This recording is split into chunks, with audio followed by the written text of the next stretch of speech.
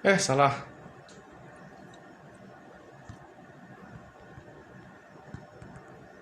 Sebentar kita akan live bareng Kadin.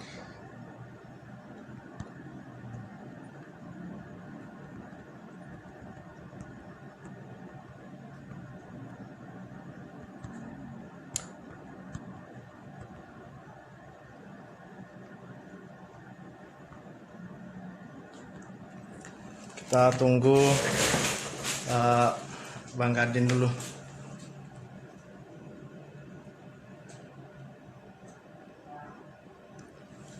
Kita sebentar lagi akan sharing dengan Wakil Ketua Kadin. Nah, selamat datang Abang Kevin. Oke.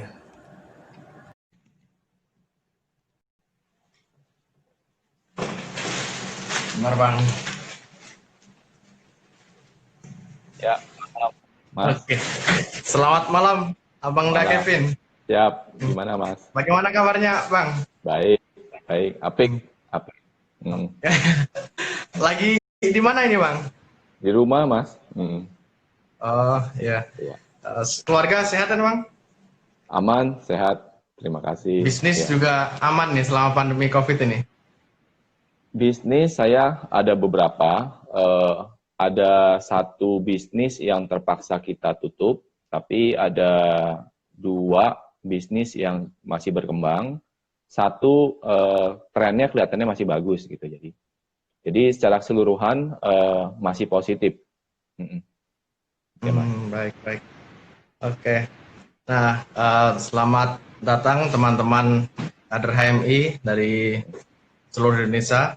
Untuk saat ini diskusi kita tentang posisi Indonesia dalam perdagangan dan ekonomi dunia dengan narasumber Abang Da Kevin Bu.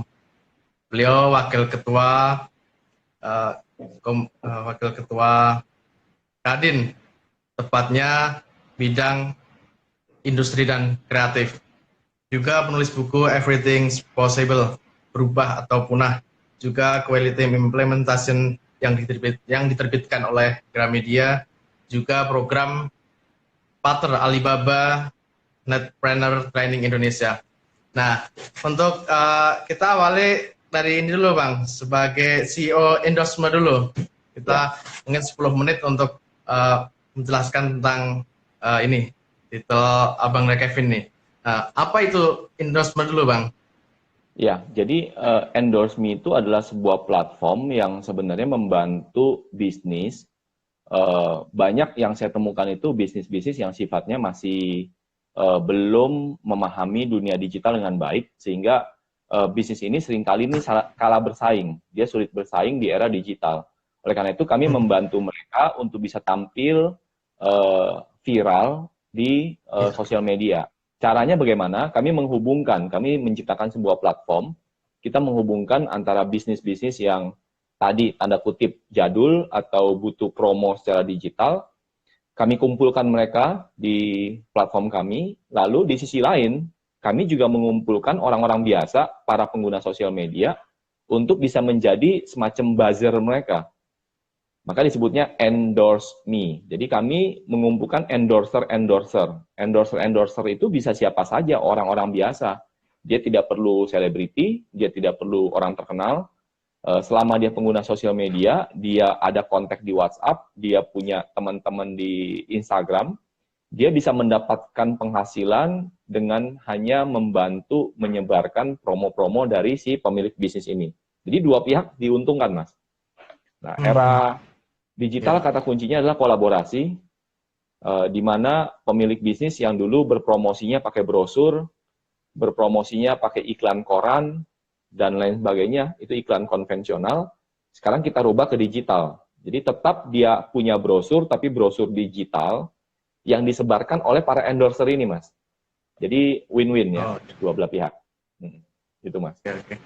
Kalau terkait reseller nih Bang, nah ini apa langkah-langkahnya di reseller dan programnya ini? Ya, nah reseller adalah program pengembangan dari Endorse Me. Kalau sebelumnya Endorse Me itu sesuai dengan katanya adalah endorser. Kalau reseller sebenarnya lebih membantu, sama cara kerjanya sama.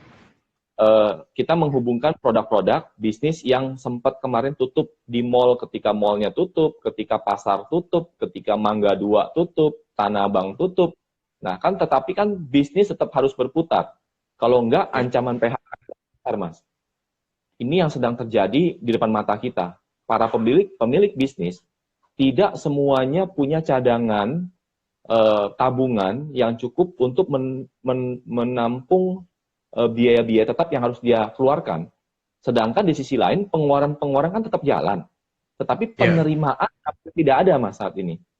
Nah, oleh karena itu, kita mencari cara bagaimana produknya tetap bisa kita jual secara digital. Nah, caranya bagaimana?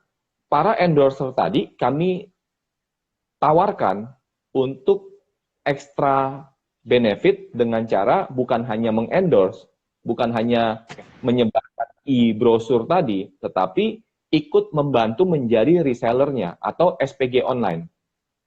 Nah, kita satu langkah lebih maju. Karena kalau hanya menyebarkan, memang misalkan dari 1.000 yang sebar, mungkin yang pembeliannya masih kecil.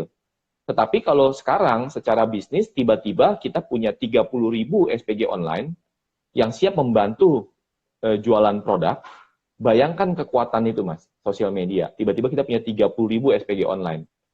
Nah, kita mau jual sarung, kita mau jual makanan lokal, ya kita mau jual tadi keripik-keripik desa gitu ya di daerah, makanan-makanan lokal Cendramata, kita bisa pasarkan tuh seluruh dunia. Nah, ini yang sedang kami kembangkan di reseller.com. Jadi kita membantu ekonomi lokal, ekonomi kecil. Di sisi lain kita memberdayakan teman-teman pengguna sosmed juga mendapatkan penghasilan. Ini konsep dari reseller.com-nya, Mas. Oke, itu terus bagaimana ketika kita mau bergabung dalam reseller.com ini, Bang? Simple, jadi sederhana. Kita tadi menerima dua sisi bagi teman-teman produsen. Saat ini sudah bikin produk tadi, sarung, saat ini produk batik, apapun produknya, termasuk makanan. Sekarang lagi happening nih, era PSBB ini, makanan frozen food yang paling happening. Nah, ini silakan bisa bergabung. Jadi promo sedikit nggak apa-apa ya, Mas? Ya, nggak apa-apa. Jadi masuk ke reseller.com, resellernya pakai RI ya, bukan RE. RI seller double L er.com. Jadi reseller.com. Di sana ada dua pilihan. Kalau mas-masnya adalah produsen, jadi tinggal bergabung daftar supplier gratis di bawahnya. Kalau mas dan mbaknya tidak punya produk, tapi punya sosmed, bergabung menjadi kelompok resellernya. Jadi sama, di situ ya tombol untuk daftar reseller gratis. Nah, Anda akan diberikan toko online gratis, lalu Anda bisa memilih produk-produk dari gudang kami, Anda tinggal pilih, lalu Anda cuma sebarkan. Ketika Anda sebarkan, setiap transaksi pembelian itu langsung nanti masuk ke rekening Anda. Jadi sederhana itu, Mas.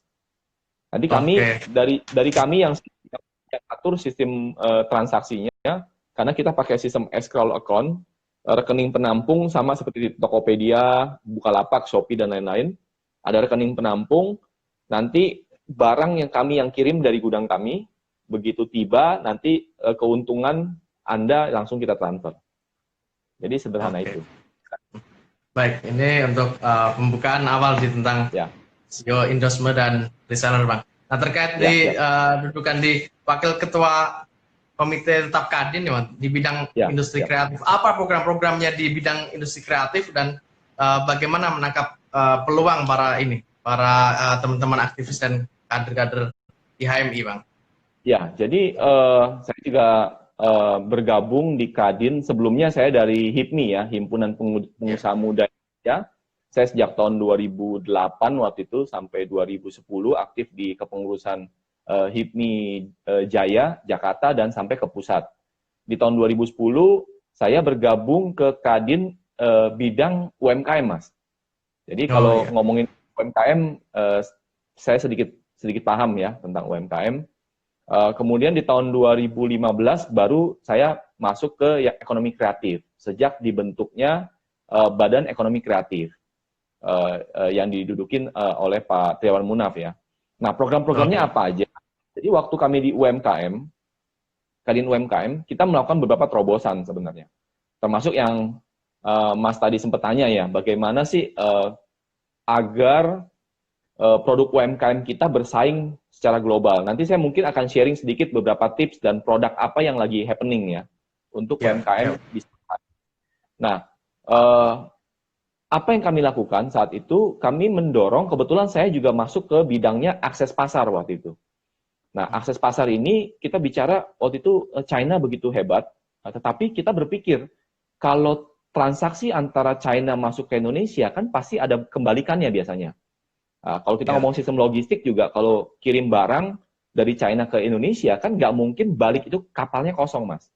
Jadi mesti ada barang yang harus dia bawa. Nah, itu makanya trading, ada jual, ada beli gitu ya.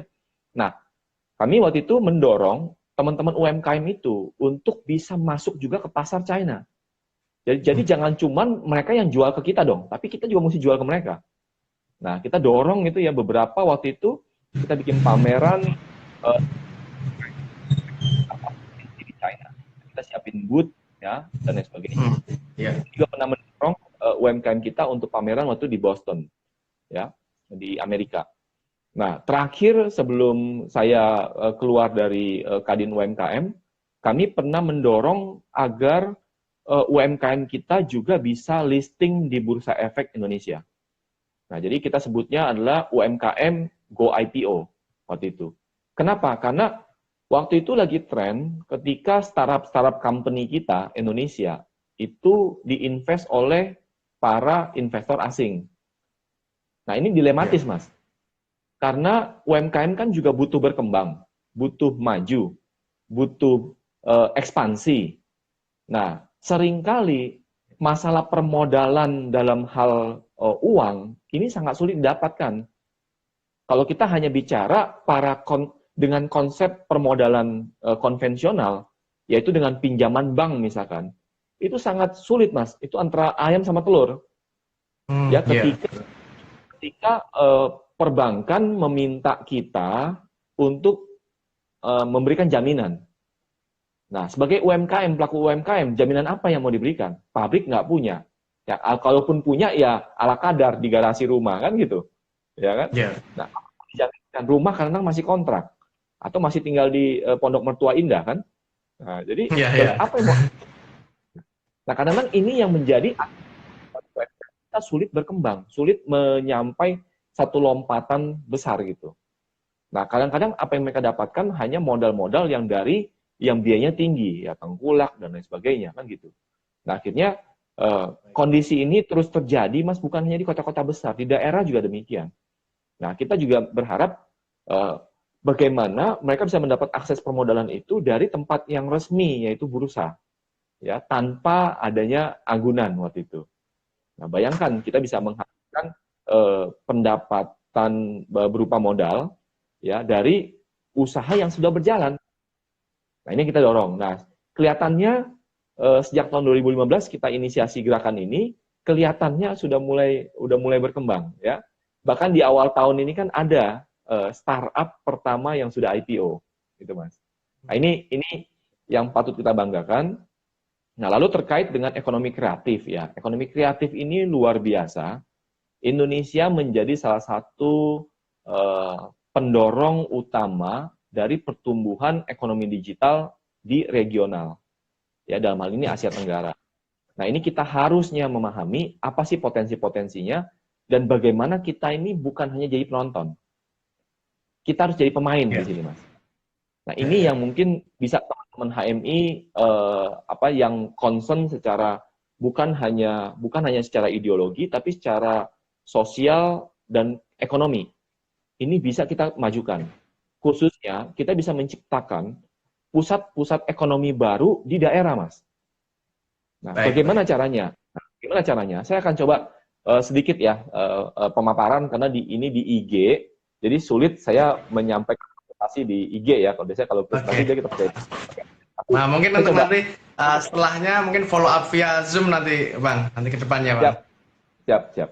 Nah, yang pertama saya mau sampaikan dulu latar belakangnya dulu, Mas. Latar belakangnya adalah semua ini berawal dari sebuah kondisi yang kita sebut namanya bonus demografi.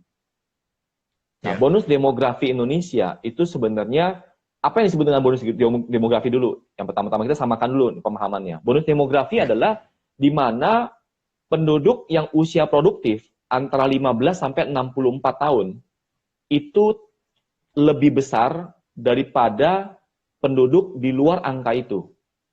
Nah, jadi penduduk yang lahir sampai usia 14 sebelum 15 atau setelah 65. Nah, kenapa ini penting? Karena usia produktif yang menyumbangkan kontribusi pertumbuhan di setiap negara. Sedangkan usia-usia yang non-produktif, yang sebelum 15 dan setelah 65, itu dianggap secara statistik tidak mampu menyumbangkan kontribusi ekonomi. Artinya nggak bisa kerja, nggak bisa berbisnis, dan lain sebagainya. Nah, bayangkan kalau jumlah orang di sebuah negara yang bisa menghasilkan dari bekerja dan dari berusaha, ya, kalau dia pekerja ya profesional, kalau dia berusaha berarti dia punya bisnis, ya dia punya bisnis. Berarti ada dua pendorong utama ini yang membuat ekonomi di daerah itu, bayangkan, jadi tenaga untuk majunya lebih besar daripada yang menjadi beban. Yang beban itu kan yang belum bisa menghasilkan uang.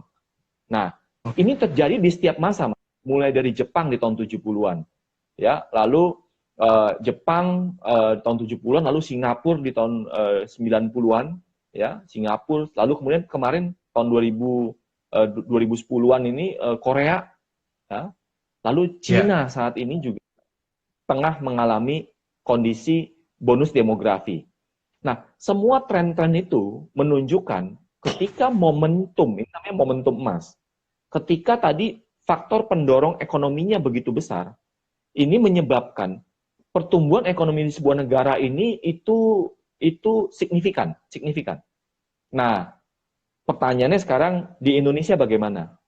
Indonesia memasuki masa bonus demografi ini itu dimulai itu sejak tahun 2010 sebenarnya. Okay. Ya.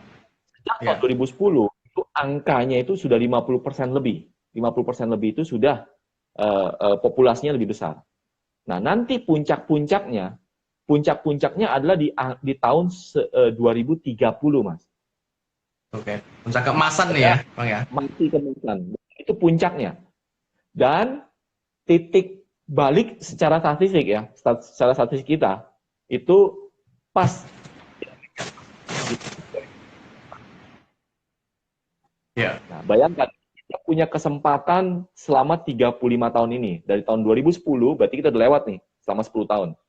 Nah, Mas bisa bayangkan bagaimana sekarang nih, ya, kita bicara sebelum COVID dulu ya, kita bicara sebelum COVID. Oke, Bang. Produk Indonesia itu secara konsumsinya itu kan ditopang oleh konsumsi dalam negeri, ya. Ini pertumbuhannya itu tanpa kita bicara produk pasar luar, itu pun sudah bisa hidup kita. Beda sama negara-negara kecil seperti Singapura, Malaysia, Brunei, dan lain sebagainya. Tapi Indonesia, kalau kita mampu menghasilkan produk tadi, bahkan kita sudah bisa hidup kok hari ini. Ya, karena jumlah konsumsi itu luar biasa. Dan tadi ditopang dengan jumlah populasi anak-anak muda yang lebih besar daripada usia yang tidak produktif, ini membuat kalau kita dulu punya produk, apapun habis, Mas. Mau bikin kerupuk, habis. Mau bikin pakaian, habis. Mau bikin hijab, habis. Dan lain sebagainya. Jadi, karena adanya kelompok usia yang besar tadi, lapar, ya, apapun ditelan, jadi ekonominya bergeraknya luar biasa. Nah, sekarang pertanyaannya tadi kan, nah sekarang kita kembali nih dengan kondisi kita. Nah, ini saya mau tunjukkan beberapa informasi terkait ya spesifiknya itu. Tadi kan saya sudah bicara tentang UMKM, lalu karena sekarang nih kalau di-update mungkin saya udah kurang up to date kalau tentang UMKM ya saat ini, karena saya udah 15, saya udah nggak handle di sana. Nah, sekarang kita bicara tentang ekonomi kreatifnya, Mas. Iya. Ya. Bidangnya di Kadin, Bang. Betul. Nah, ini terkait dengan bidang saya di ekonomi kreatif, Kadin Pusat. Nah, sekarang saya bicara tentang digital economic-nya. Digital economic. Nah, kita mengalami satu kondisi, ya, khususnya Indonesia. Ini sesuatu yang fenomenal, yang bahkan dunia sekarang lagi memandang, ya, mengalihkan pandangannya kepada Indonesia. Jadi, kalau teman-teman HMI di sini banyak yang dari seluruh daerah, juga jangan berkecil hati. Kita harus bangga jadi orang Indonesia. Ya. Nah, yang pertama, saya mau katakan, di tahun 2019 itu yang namanya besaran ekonomi digital ya di Asia Tenggara itu angkanya mencapai 100 billion USD. Artinya itu sama dengan pengeluaran belanja negara kita, Mas. Ya, saya angka Asia Tenggara itu sekitar 1.400 triliun, sama dengan anggaran belanja pemerintah pusat. BPN ya. Itu yang pertama. Nah, lalu yang kedua ya, kita bicara juga ini ya, data-datanya penetrasi internet ini saat ini bukan lagi dipakainya itu di kantoran, bukan hanya pakainya di komputer-komputer atau di laptop, di PC, tetapi semua sudah ke digital handphone yang kita genggam. Nah, Indonesia dan Asia Tenggara termasuk yang terbesar di dunia, Mas. Karena penggunaan Indonesia itu mendekati angka 90% yang mengakses internet dari mobile phone. Nah, ini dampaknya apa? Ini sangat luas, dampaknya banyak. Ya, nanti makanya digital ekonomi nanti turunannya banyak. Mulai ke e-commerce, ride hailing, ya. Tahun lalu sempat heboh itu tentang travel, e-travel, ya. Lalu kita sebut lagi dengan namanya e-payment, ya. Turunannya banyak sekali. Karena ketika handphone, internet ada di genggaman Anda, itu peluangnya hampir tak terbatas. Berbeda dengan kita ngomong 10 tahun yang lalu, ketika orang mengakses internet hanya dari laptop atau dari kantor mereka. Karena penetrasi internet pun terbatas waktu itu. Nah, hari ini, penetrasi internet juga kabar baiknya, ini survei dari Google dan Temasek, itu bahwa penetrasi internet sekarang menyebar ke daerah-daerah, Mas. Dan angka pertumbuhannya, ya, angka pertumbuhannya itu 2 kali lipat daripada penetrasi di kota-kota besar. Nah, inilah momentum sebenarnya HMI untuk menggerakkan nih ekonomi daerah. Ya, tapi ekonominya yang memang mesti connect sama digital hari ini. Nah, mungkin kalau Mas sempat ikut yang kita sharing kemarin di TQN ya, TQN tentang Digital Village ya.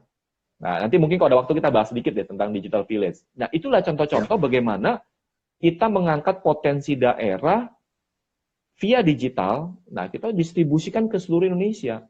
Karena Indonesia dengan karakteristik geografisnya 17.000 pulau, ya, inilah sebenarnya potensi-potensi yang sulit untuk orang lain lakukan. Hanya Indonesia yang bisa lakukan. Dan kita terletak di garis khatulistiwa loh. Nah, nanti kalau ada waktu kita bahas lagi nih ya tentang ini, kayaknya waktunya juga pendek. Iya, ya 1 jam ini Bang, harus dibagi rata ini soalnya. Ya, nanti kita lanjut lagi ke depannya Bang. Siap. Ya. Jadi mungkin itu dulu pengantar saya kali Mas. Monggo Mas, kita kalau mau nanya dulu silakan. Nanti kita lanjut lagi.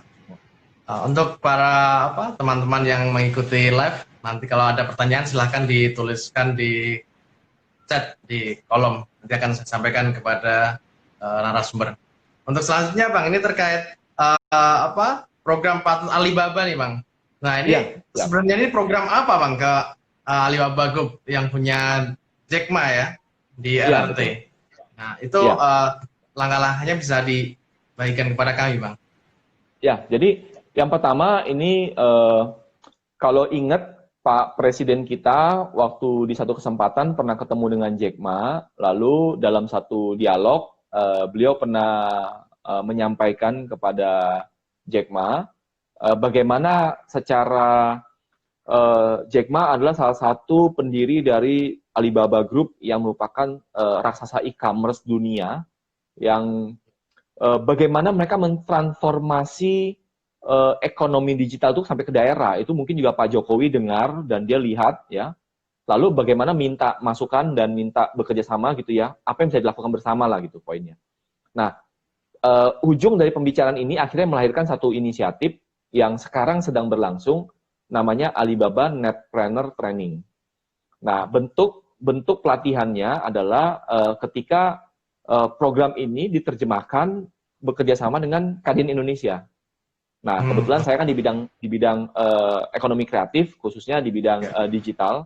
Jadi saya ditugaskan untuk bagaimana kita mencari nih bakat-bakat, potensi-potensi para pebisnis lokal, ya, untuk kita didik untuk kita ajarkan tentang apa sih platform ekonomi itu bagaimana. Bagaimana membangun tadi e-commerce yang baik. Bagaimana tadi mendistribusikan ekonomi di daerah ya. Di Cina itu sangat masih bagus karena satu dataran besar. Tapi Indonesia kan tadi 17.000 pulau itu kan tantangan logistiknya luar biasa, Mas. Penyebaran pendidikan, penyebaran produk, penyebaran dan sebagainya kan masih sangat-sangat banyak tantangan gitu. Nah, akhirnya bentuk program itu berupa pendidikan dan kabar baiknya gratis, Mas.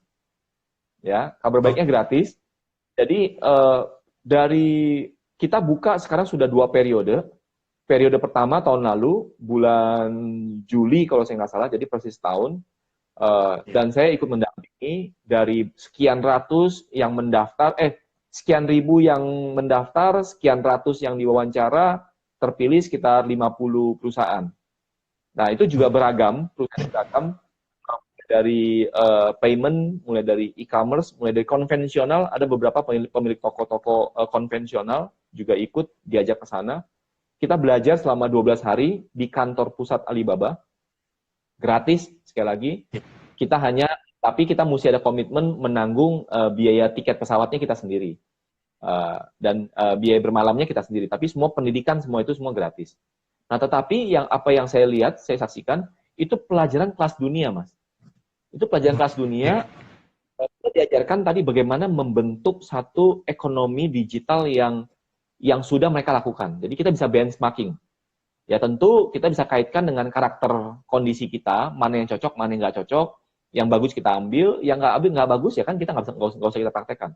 Tetapi tren saat ini saya mau katakan bahwa saat ini memang kiblat untuk digitalisasi itu sedikit bergeser ke arah China, Mas. Kalau saya lihat ya. Jadi di sana itu kalau kita bicara tentang misalkan cashless. Ya, sekarang kita lagi heboh-hebohnya nih. Ada GoPay, ada Dana ya. Ada OVO ya. Nah, ini kan sedang berlangsung di Indonesia. Nah, tapi kalau kita bicara tentang teknologi cashless, itu kalau Mas sendiri kira-kira di dunia itu, nah misalnya kalau kita bicara kiblatnya antara US sama China misalkan, itu menurut Mas kalau penggunaan cashless itu besaran mana, Mas?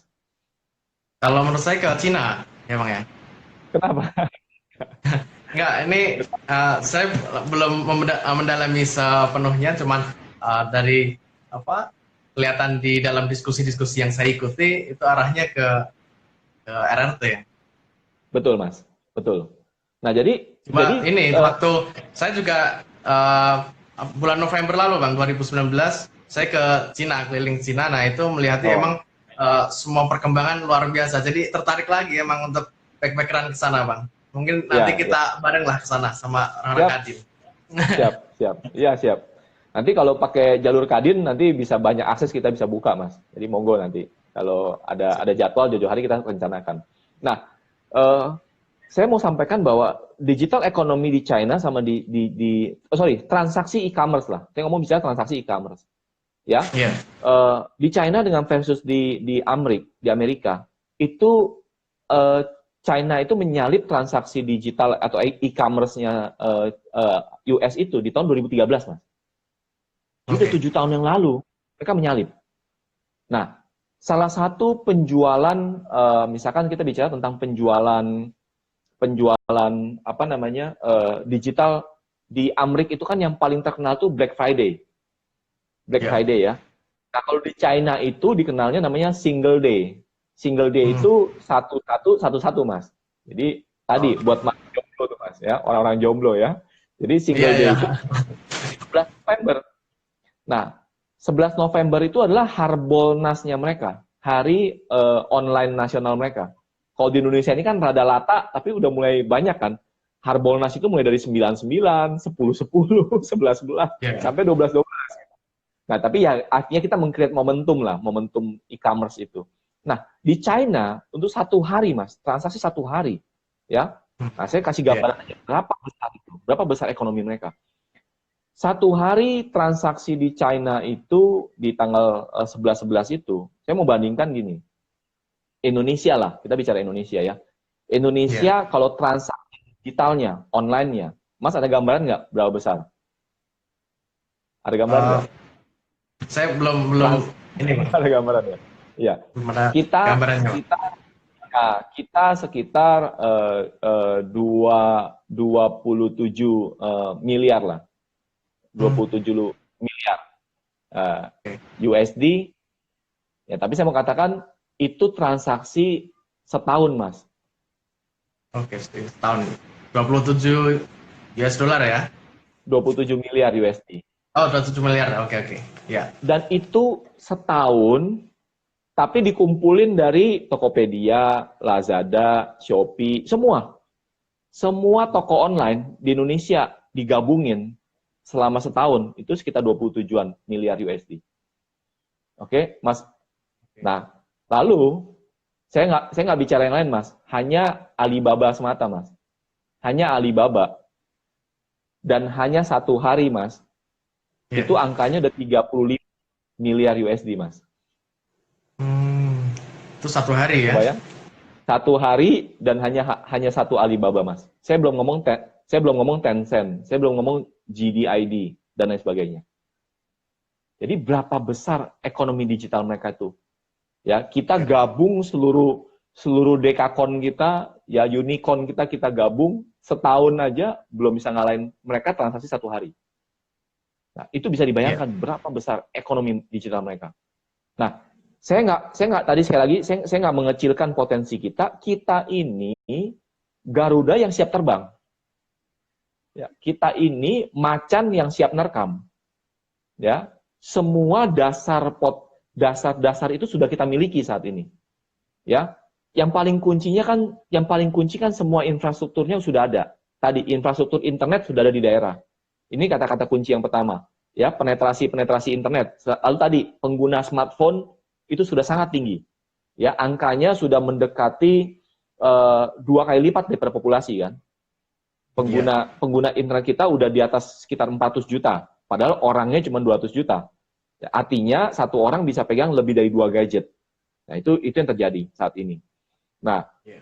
ini fakta-fakta ini. Lalu tadi kabar baik yang baru kita dapat, kabar baik yang baru dirilis oleh BPS beberapa bulan yang lalu, bahwa saat ini PDB Indonesia per kapita itu sudah tembus 4.000, Mas. Nah, maksudnya apa? Per 4.000 USD ya. Artinya, Iya. sekarang pendapatan rata-rata manusia Indonesia yang 267 sekian juta ini, kalau dibagi rata, satu orang itu penghasilannya 56 juta sekian, Mas. Oke. Dibagi rata ya. Iya. Nah, kan per kapita nih. Nah, artinya daya beli kelompok menengah ini sangat besar. Sangat besar. Nah, inilah potensi-potensi yang sebenarnya harus kita manfaatkan sebenarnya. Tapi ini, wah jadi kelamaan ngomongin ini. Mungkin kita jawab dulu Iya. deh, silakan. Oke.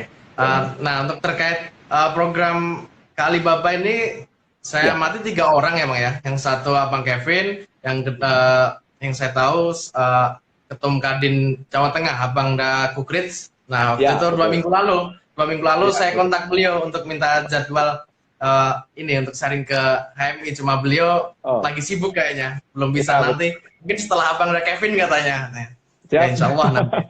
Nah, Siap, siap. nah, Ya, ya. yang satu lagi saya belum tahu, Bang. Nah, itu eh, kenapa yang dipilih di bidang kreatif ini nih, Bang? Ya, tadi yang pertama, Bentar, Kadin kan satu lagi, setelah, Bang. ya, Nah, untuk yang pernah ikuti apa kemarin di dalam program Tekin Banner itu ada ke mana Tobau atau Tabo itu ya? Taobao. Ya, Oh, ya, nah, ya. Taobau. Nah, Ya. itu bisa dijelaskan nih, Bang. Ya, ya. Jadi yang pertama bahwa Kadin selaku tadi mitra ya, kami sebagai mitra yang dianggap menjadi penyelenggara acara ini tadi membantu mensosialisasikan, kami membantu menseleksi, memilih perusahaan-perusahaan yang memang itu harus dua arah. Jadi bagi teman-teman yang mau ikut nanti bisa mendaftar. Nanti cuman yang periode sekarang kan sudah lewat. Nanti Ya, kalau ada yang baru kita akan saya umumkan melalui Mas saja. Mas boleh sebar ke ya. teman-teman. Ya. usaha digital, ada logistik, ada apalah usaha-usaha boleh daftar, itu gratis kok. Nanti saya bisa kasih linknya. Nah, kami dari Kadin tunjuk 3 orang yang berangkat waktu itu, termasuk tadi senior saya, Bang Kukrit, beliau ketua Jawa Tengah, Kadin Jawa Tengah. Nah, di situ tadi kita berkumpul sama entrepreneur yang lain. Nah, lalu tadi terkait dengan yang namanya Taobao Village, Mas ya, Taobao Village. Ini satu yang menarik. Nah, ini juga mungkin nanti bisa gali sama Bang Kukrit ya. Nah, beliau juga banyak dapat inspirasi, banyak hal yang beliau melakukan di Jawa Tengah. Mudah-mudahan saya dengar kemarin sudah ada namanya Warung Kadin yang di launching berdasarkan platform digital. Saya rasa nanti ini bermanfaat buat teman-teman di Jawa Tengah, UMKM ya. Nah, jadi apa yang kami saksikan ya di Taobao Village ini? Taobao Village adalah sebuah inisiasi di mana digital itu masuk ke desa, Mas. Nah, ini yang menarik adalah Indonesia kan pernah dibikin konsepnya itu kan ada namanya kawasan ekonomi khusus ya. Ada yang khusus misalkan khusus daerah KEK itu kan ada yang khusus daerah misalkan pariwisata. Misalkan Mandalika, Bali dan lain sebagainya. Lalu ada yang khusus misalkan tadi di pertambangan di Kalimantan gitu ya. Lalu dan lain-lain ya. Jadi potensi-potensi ini yang dipetakan waktu itu. Nah, Taobao Village ini mappingnya bukan lagi provinsi tapi desa, Mas. Misalkan di desa tadi, misalkan di desa kita anggap misalkan coba kita trial Brebes ya. Brebes kita tahu misalkan penghasil telur asin ya, apalagi ya. Ada berapa penghasil daerah bawang ya kalau nggak salah Mas ya. Brebes bawang juga ya. Bawang juga di bawang, lalu telur asin. Nah, bagaimana rakyat Kalimantan bisa menikmati telur asin Brebes kalau nggak pakai digital, Mas? Bagaimana dia bisa mengakses itu? Dan teman-teman yang berusaha di Brebes itu kan selama ini hanya jualannya kepada orang yang lewat, ya pada masyarakat di sana, orang yang bawa paling lintas pantura itu dan lain sebagainya. Tapi untuk keluar dari market itu kan sangat susah, terbatas. Nah, akhirnya apa? Ditempatkanlah, kata kuncinya sebenarnya ada 3. Kalau kita mau mengembangkan ekonomi digital di daerah itu kata kuncinya ada 3. Yang pertama itu namanya platformnya. Kita mau pakai platform digitalnya apa? Ya sekarang sudah ada Tokopedia dan lain sebagainya. Itu semua namanya platformnya, dasarnya. Itu yang pertama. Nah, kami juga akhirnya membuat platform itu yang di reseller.com itu platform. Ya. Nah, yang kedua, kata kunci yang kedua itu adalah logistiknya, Mas. Karena banyak, beruntung pemerintah Pak Jokowi selama periode pertama ini fokusnya bangun infrastruktur. Karena itu nanti larinya itu ke logistik nasional. Nah, bayangkan ketika kita sekarang nih tol ini udah connect dari Merak sampai ke Bakahuni kan? Dari sampai ke Gilimanuk. Sampai ke Gilimanuk. Sekarang kita udah bisa connect itu jalan begitu baik ya. Nah, artinya hampir semua barang di Jawa ini sudah bisa keluar dan masuk dengan sangat mudah. Ya. Itu contohnya. Itu logistik, Mas, kata kuncinya. Satu platform, yang kedua logistik, yang ketiga e-payment-nya. Maka Indonesia berapa tahun terakhir ini mengembangkan pembayaran digitalnya itu luar biasa.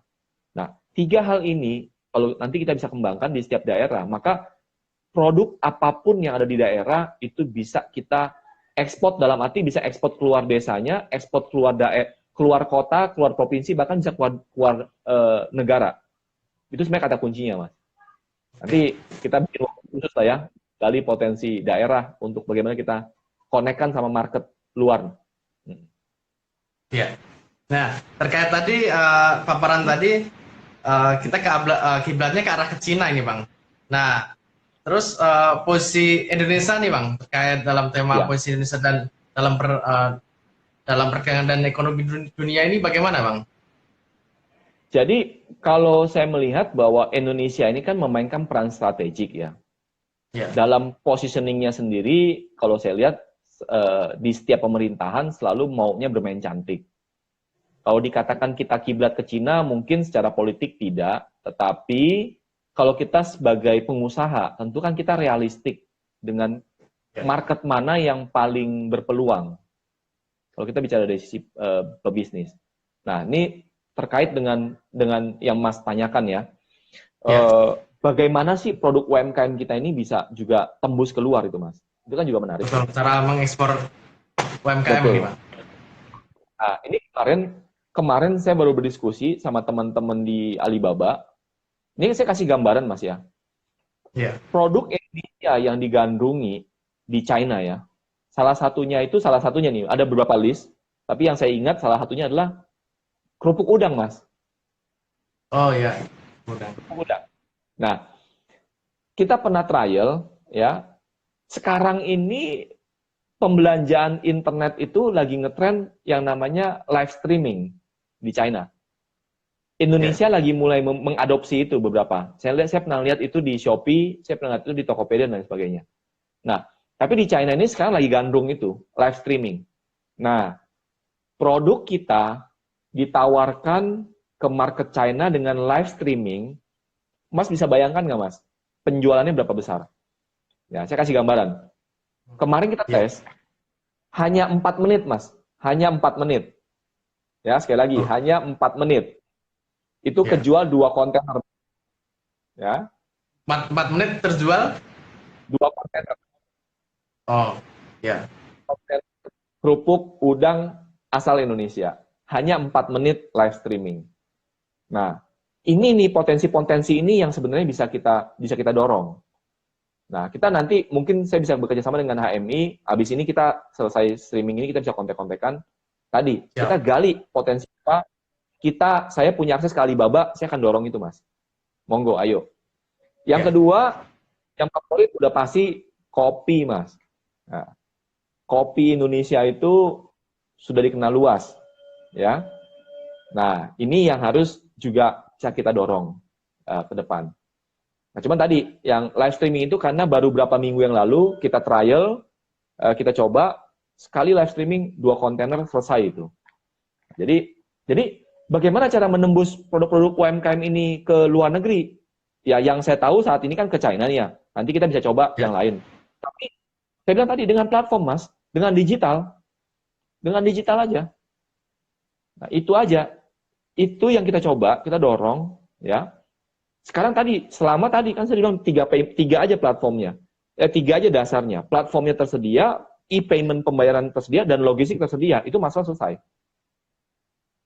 Nah, ini yang kita Ya. bisa bantu tentang UMKM itu, Mas. Tinggal nanti tugas-tugas kita sebagai partner lokalnya ini, atau orang yang mau mengembangkan secara lokalnya, kita mesti memverifikasi. Kita harus mengkurasi agar produknya itu standar kesehatannya ada, standar quality-nya juga ada, ya, pengemasannya juga benar, ya, expired-nya dan lain sebagainya. Itu beberapa standar yang minimal harus dipenuhi. Ini juga nanti tugas-tugas kita untuk mengedukasi UMKM kita, Mas. Nah, itu Oke. sih. Ya. Kalau terkait industri kreatif, Bang, bagaimana perkembangan di Indonesia dibandingkan dengan negara lain, Bang? Terkait apa?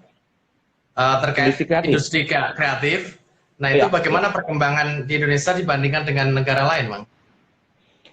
Ya, industri kreatif kan kalau kita bicara subsektornya ada 16, Mas. Ada Oke. 16.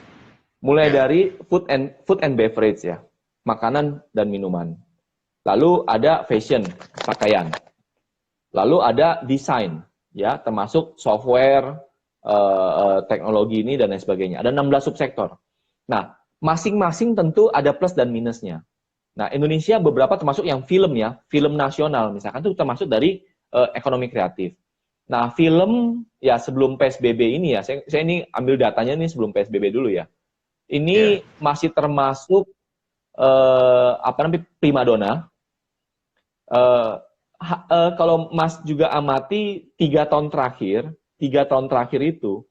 itu film Hollywood bersaing keras loh sama film lokal loh. Ini Oke, ya. fenomenal, Mas. Fenomenal. Ya, inget dong film Dilan, Mas.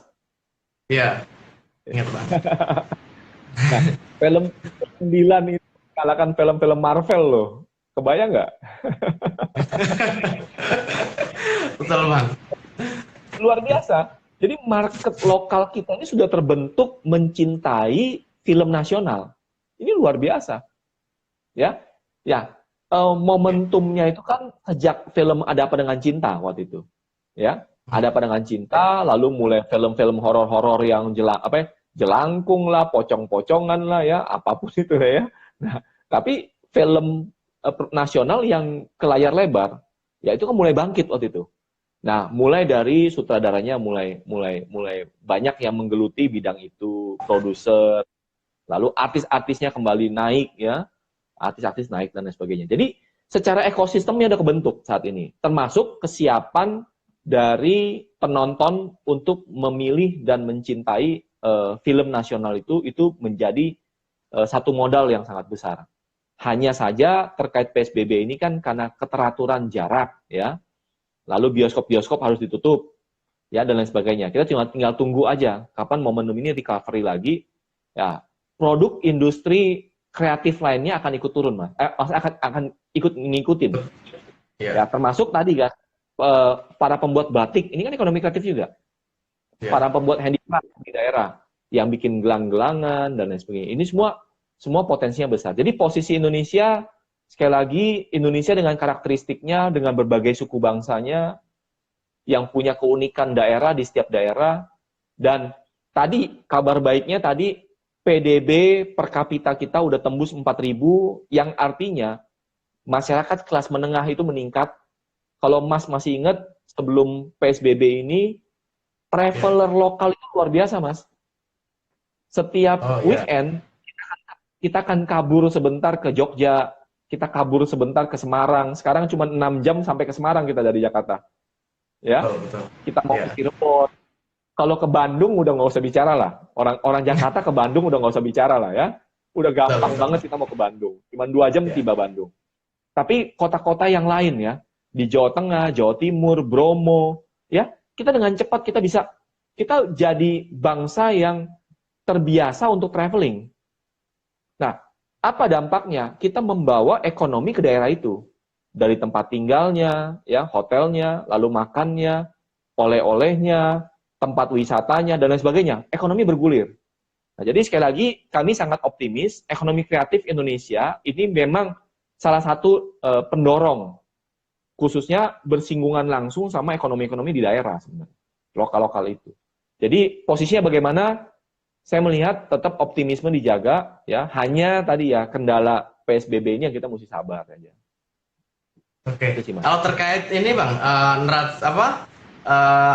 neraca perdagangan kita itu defisit atau surplus Bang? Kalau transaksi kan sedang berjalan, Mas. Transaksi berjalan. Kalau kita bicara bulanan itu naik turun. Per Maret yang saya tahu per Maret itu turun minus, tapi per Mei ini kita positif gitu. Mei Juni itu kita positif. Nah, tetapi ini ada beberapa faktor. Ya, kalau kita bicara neraca perdagangan, faktornya apa? Karena berhenti import kita. PSBB sekarang ini membatasi ekspor dan import. Nah, sedangkan produk ekspor kita beberapa yang masih berjalan tuh kayak CPO ya dan lain sebagainya itu masih berjalan. Sehingga kalau kita bicara hanya berpaku pada neraca perdagangan saat ini, saya takut nanti bias. Tapi era COVID ini membuat banyak produk-produk yang harus diimport itu ditutup, tetapi beberapa produk kita masih bisa di luar, ya. Jadi secara neraca perdagangan di Mei saya lihat itu masih positif sih, Mas. Tapi kalau kita dari sisi neraca perdagangan itu sih belum bisa, kalau saya selaku pelaku usaha sih belum bisa mencerminkan khususnya ekonomi-ekonomi yang di UMKM ya Mas ya. Karena itulah tantangan kita, bagaimana kita mendorong produk-produk kita nih. Di UMKM itu punya problemnya gini Mas. Isu yang pertama adalah standar kualitas. Saya tadi masih ingat nggak, saya pernah bantu mereka itu sampai pameran di China. Nah, apa yang terjadi Mas ketika kami bisa mendorong produk kita ini dilihat dan dipesan oleh banyak pembeli-pembeli di luar negeri? Apa yang terjadi? Kita nggak siap sama produksinya. Nah, inilah PR kita, Mas. Nah, ketika mereka misalkan seminggu hanya menghasilkan jaket kulit 100 misalkan. Kita pameran. Lalu tiba-tiba ada yang pesan tadi 2 kontainer. Itu serabutan tuh, Mas. Yang biasa kapasitas yang biasa kapasitas seminggu hanya 100, lalu tiba-tiba mendadak jadi sekian berapa ribu produk dan harus dipenuhi dalam berapa minggu, itu nggak keuber-uber, Mas. Nah, akhirnya ada dua kemungkinan. Pertama, yang dipaksakan, tapi kualitasnya rendah. Yang terjadi apa? Pembelinya kapok, nggak jangka panjang. Yang kedua, peluangnya ya kita menolak kondisi itu. Nah, jadi tadi PR untuk UMKM bagi teman-teman yang memberdayakan teman-teman di daerah harus bantu mereka ningkatin dulu kualitas. Setelah ningkatin kualitas, PR kedua baru ningkatin kapasitinya. Nah, capacity itu nanti bisa kita dorong dari market dalam negeri maupun market luar negeri. Tapi tadi produk-produk kita UMKM kita tadi itu tantangan yang waktu itu saya hadapi, Mas. Nah, ini edukasi ke teman-teman UMKM ini yang menjadi tantangan. Itu, Mas. Ya, ini ada apa? Di kolom chat ada yang bertanya, Bang. Nah, apa program Kadin untuk bantu branding produk lokal kita ke pasar internasional? Yang kedua, bagaimana membangun platform dan aset digital untuk kita yang pemula, Bang? Ya, yang pertama untuk branding tadi ya saya udah tawarkan kalau saya pribadi saya bisa bantu connect teman-teman yang mau masuk ke platform luar negeri. Nah, saya akan coba bantu ya. Itu sebenarnya teman-teman juga bisa lakukan, tapi kalau butuh akses dari Kadin atau dari saya itu bisa kita nanti bukakan pintu. Ya, itu tidak sulit. Nah, lalu yang kedua tadi membangun platform. Membangun platform ini butuh extra effort ya, butuh komitmen juga dari teman-teman yang ngebangun. Tapi kalau saya pakai pendekatannya startup ya, kita bisa mulai dari digital. Digital itu kan sebenarnya asetnya lebih banyak manusia. Ya, teman-teman yang skillful di bidang programming, bisa ngumpul-ngumpul, ngomongin konsepnya. Kalau yang sudah ngerti tentang startup, langsung action aja. Ya, tapi kalau yang belum ngerti startup, biasanya kami sarankan ikut dulu program inkubasi biasanya. Program inkubasi itu banyak, mulai dari Mandiri, IDX, ya, banyak program inkubasi di Google aja. Nah, daftar aja. Saya sendiri waktu awal-awal selaku pelaku startup, saya sendiri belajar ke Telkom. Ya, di Telkom punya program sangat bagus, namanya Indigo. Ya, teman-teman bisa daftar gratis itu. Ya, jadi sekarang juga apalagi pemerintah sekarang dalam hal tadi yang saya masih ingat, saya pembuka dengan bonus demografi itu, pemerintah saat ini mendorong namanya digital talent, Mas. Ya. Manfaatkan peluang ini, daftar. Setiap ada pembukaan kesempatan, daftar, ikut trainingnya.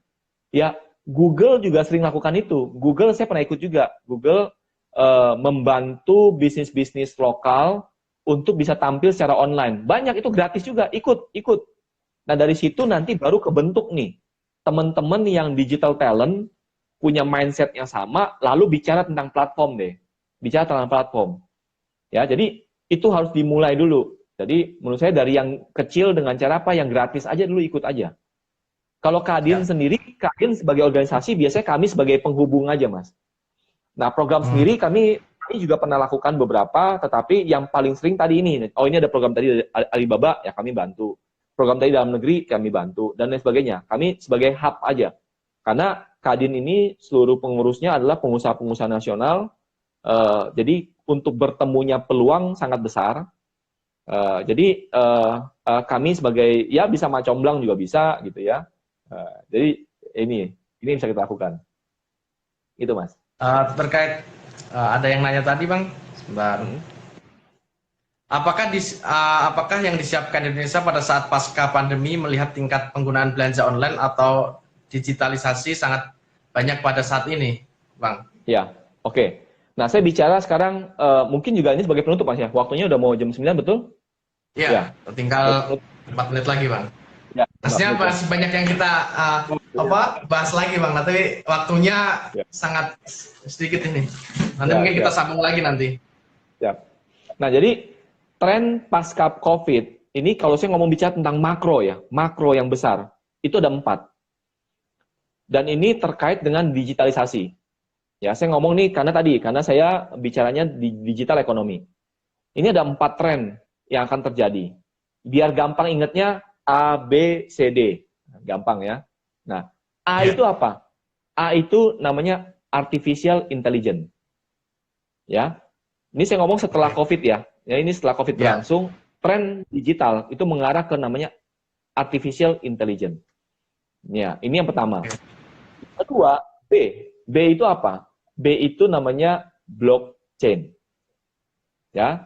Nah, Oke. blockchain ini adalah sebuah new teknologi yang dimana sama seperti tahun 80-an orang bicara tentang internet. Nah, internet orang menerjemahkannya di tahun 90-an itu email, Mas. Jadi seolah-olah email dan website kan gitu. Jadi email dan website itu itulah internet. Padahal internet itu lebih daripada itu. Ya. Yang hari ini semua kita bicara platformnya internet kan gitu. Nah, sama blockchain ini orang hanya mengenalnya cryptocurrency saat ini. Ya. Orang hanya bicara tentang Bitcoin ya dan lain sebagainya. Ethereum ya. Itu teknologinya dasarnya itu blockchain. Tetapi ke depan saya udah melihat secara langsung bagaimana pasar-pasar tradisional di China itu dengan blockchain. Saya udah lihat. Waktu saya kemarin ke Alibaba. Ya. Di Ya. pasar itu dasarnya. Ya. Ini yang kedua. Yang ketiga kan A, B, C. C ini namanya cloud computing. Cloud Ya. computing ya, Pak ya. Computing. Cloud computing. Dulu kita penting banget handphone atau laptop harus pakai memori atau tempat penyimpanan yang sangat besar. Saya dulu sampai beli hard disk yang terpisah itu ya, berapa giga, berapa tera gitu ya. Sekarang udah nggak perlu, Mas. Nanti tempat penyimpanan semua udah digital. Ya. Nah, cloud computing ini menjadi basic digital di setiap negara. Maka sekarang Telkom juga lagi mengejar bisnis ini, cloud computing. Ya, karena nanti tempat penyimpanan kita, termasuk kalau Mas pernah ngalamin, di handphone kita sekarang udah sering penuh loh memori loh. Saya nggak tahu kalau Mas. Betul, Pak. Betul. Sampai Nah, saya bayangin, juga penuh ini. sebentar mesti hapus. Sebentar kita mesti hapus. Nah, bayangin nanti semua penyimpanannya udah nggak bisa di sana gitu ya. Nah, yang keempat, yang terakhir D ya. D ini data. Ya, data is a new oil kan. Data is a new currency. Jadi data ini dalam arti yang saya ngomong adalah data adalah big data. So, inilah 4 tren secara digital yang akan terjadi dan atau sedang terjadi di era pasca COVID. Ini saya ngomong secara digital ekonominya. Itu, Mas. Ya, mungkin terakhir nih, Bang. Nah, terkait apa? Indonesia kan masuk negara G20 ya, Bang ya? Ya. Nah, itu apakah berapa tahun lagi untuk masuk G7, Bang? Nah, yang pertama itu, yang kedua terkait apa? Impor terbesar mana yang masuk ke Indonesia, Bang? Mungkin itu. Import. Iya. Import terbesar Indonesia ya. Saat ini saya tidak ada datanya ya. Import terbesar apa? Lalu kalau kita bicara masuk G7 ini kalau angka persis saya nggak tahu Mas ya, tapi potensi kita dengan kondisi hari ini, sekarang di era COVID, ini banyak dulu raksasa dunia ini sekarang sedang berguguran. Yang paling berdampak itu Eropa sekarang Mas. Eropa itu minusnya paling dalam. Ya, di UK, di Belanda, di Jerman, ini Polandia, ya, segala macam ini Spanyol, itu semua sangat-sangat terpuruk. Yang kedua, raksasa ekonomi dunia yang sedang kita saksikan, Amerika. Ini sedang terpuruk. Oke. Ini untuk 25 detik lagi, Bang ya, sekalian closing statement. Ya, so Indonesia dengan potensi yang tadi saya sebutkan, dengan kelas menengah yang muncul, dengan bonus demografi, dengan potensi ekonomi, saya nggak bisa meramal, tapi saya melihat trennya positif.